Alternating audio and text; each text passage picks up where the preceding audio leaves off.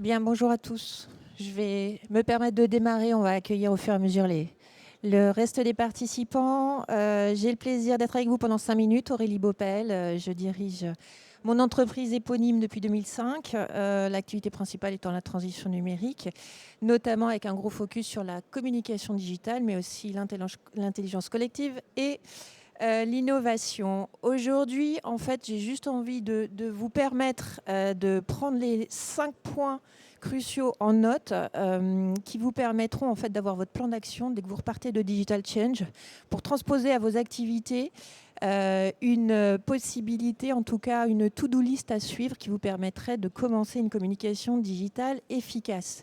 Parce que ce que je vous souhaite, c'est de ne plus communiquer dans le vide. On se fait souvent plaisir à tenter de diffuser énormément de choses qui finalement ne sont jamais vues, jamais reçues, ou en tout cas qu'on l'on voit passer sans pour autant qu'on agisse dessus. Et si ce n'est pas le cas pour vous, si vous avez déjà une communication qui est relativement efficace, en tout cas, ces points-là vont vous permettre de l'optimiser, de monter la marge du dessus, de passer une vitesse et qui, en même temps, vous permettra de vous obliger à définir des conversions. Donc c'est pour ça que je n'ai pas fait de présentation exprès, parce qu'il faut que vous soyez sur vos carnets en train de noter les points 1 jusqu'à 5. Et vous me direz des nouvelles une fois que vous vous serez retrouvés dans vos bureaux à tenter d'appliquer. Premier point, assumez votre identité numérique. Alors malheureusement, on me dit, mais moi je la connais, mon identité de marque. J'ai dit identité numérique, je n'ai pas dit que identité de marque. Identité numérique, ça n'est pas que votre logo, ça n'est pas que votre visuel, votre bannière, c'est bien plus que ça. C'est le nom de votre entreprise, c'est une harmonisation sur l'ensemble des réseaux sociaux, en plus du web et de vos newsletters.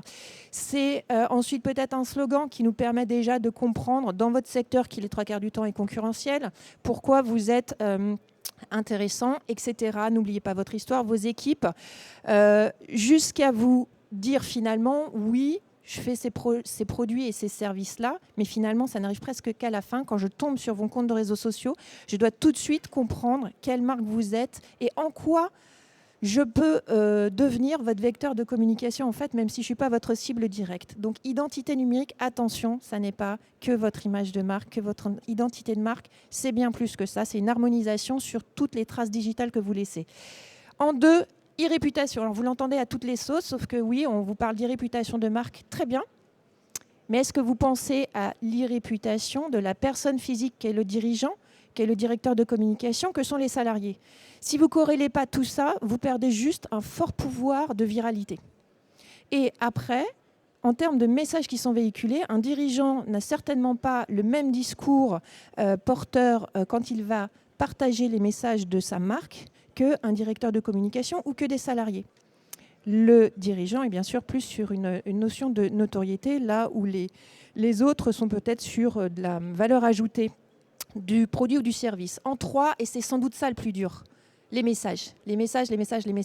Alors le fun, le kawaii, etc., si vous voulez, on a des stats là-dessus, très bien. Mais le fait est que quand on tombe sur vos messages, on doit surtout se sentir hyper intelligent parce qu'on comprend qui vous êtes, ce que vous faites. Et du coup, vous devenez une ressource que l'on va peut-être évoquer pour des cibles potentielles que vous auriez. Malheureusement, les 3/4 du temps, vous connaissez tellement vos produits et vos services qu'on ne retrouve pas l'essentiel des messages à faire passer dans ce que vous racontez.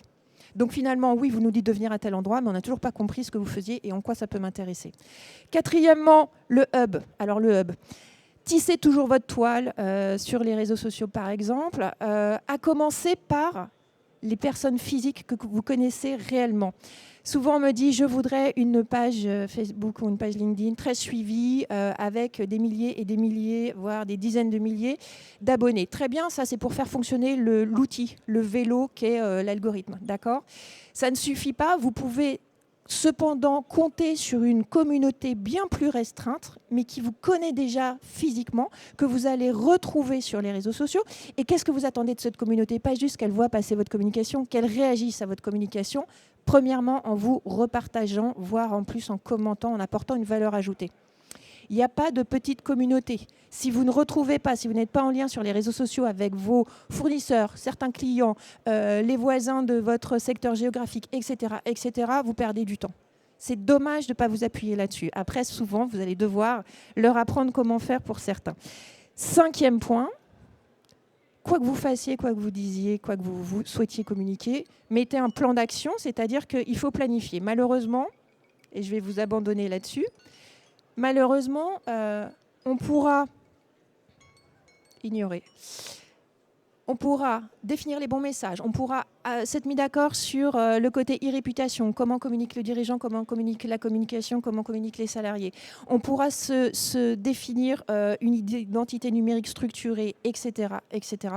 Si on ne planifie pas, on va juste tomber généralement sur des actions qui donnent quand même du résultat sans satisfaire, mais perdre une puissance d'action qui est vraiment dommageable. Si vous planifiez, vous allez commencer à vous obliger à prendre des réflexes, donc vous allez en plus gagner du temps sur toute la mise en place. Et surtout, vous allez devoir vous obliger à faire corréler ce qu'on appelle des conversions en marketing. Normalement, vous ne communiquez jamais sans un objectif très très concret de conversion, qui peut être aussi basique que il y avait un événement, je voulais qu'il y ait du monde qui s'inscrive. Quel est le KPI à suivre? Les inscriptions en live. Mais bien sûr, ça peut être bien d'autres choses, comme effectivement, il y a du devis qui est signé, qui est rempli en ligne, ou il y a des produits qui sont achetés en ligne, etc. Si vous n'avez pas en tête constamment ces 5 points, sans doute que vous communiquez très bien déjà, mais vous vous empêchez d'avoir une puissance de frappe qui vous surprendrait, notamment en termes de rapidité de résultat. Vous devez absolument vous demander à chaque fois le résultat que vous souhaitez obtenir et de le vérifier, notamment après au niveau des stats. Je vous remercie de votre attention. Et dans tous les cas, j'attends de vos nouvelles via n'importe quel compte de réseaux sociaux où vous retrouverez Aurélie Baupel Conseil. Et vous me direz si vous avez réussi à mettre en place ce plan d'action et à quel niveau ça coince. Très bonne journée à vous.